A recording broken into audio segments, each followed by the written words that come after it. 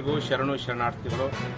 ವಿಜಯಪುರದಲ್ಲಿರುವ ರಾಷ್ಟ್ರಮಾತೆ Kittur Rani ಚೆನ್ನಮ್ಮನ bus ನಿಲ್ದಾಣದಲ್ಲಿರುವ Kittur Rani ಚೆನ್ನಮ್ಮನ ಕಂಚಿನ ಪ್ರತಿಮೆಗೆ ಪಂಚಮಸಾಲಿ ಮೀಸಲಾತಿ ಚಳವಳಿಗಾರರು ಹಾಗೂ ವಿಜಯಪುರ ಜಿಲ್ಲೆಯ ಎಲ್ಲ ರಾಷ್ಟ್ರಭಕ್ತರಿಂದ ಪಂಚ ಪುಷ್ಪಾರ್ಪಣೆ ಎನ್ನುವಂಥ ಕಾರ್ಯಕ್ರಮವನ್ನು ಜನವರಿ ತಿಂಗಳು 12ನೇ ತಾರೀಕು ಸೋಮವಾರ ಮಧ್ಯಾಹ್ನ 3 ಗಂಟೆಗೆ ಬಸ್ ನಿಲ್ದಾಣದಲ್ಲಿ ಏರ್ಪಡಿಸಲಾಗಿದೆ.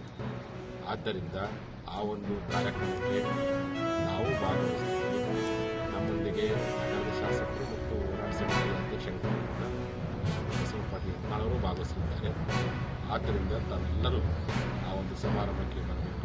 ಇದರಲ್ಲಿ ನಮ್ಮ ಯುವ ನಾಯಕರಾಗಿರ್ತಕ್ಕಂಥ ನಂದು ಗಡಿಗೆ ಅವರಿಂದ JCBಗಳಿಂದ ಪುಷ್ಪಾರ್ಪಣೆ ಕಾರ್ಯಕ್ರಮವನ್ನು ಏರ್ಪಡಿಸಲಾಗಿದೆ.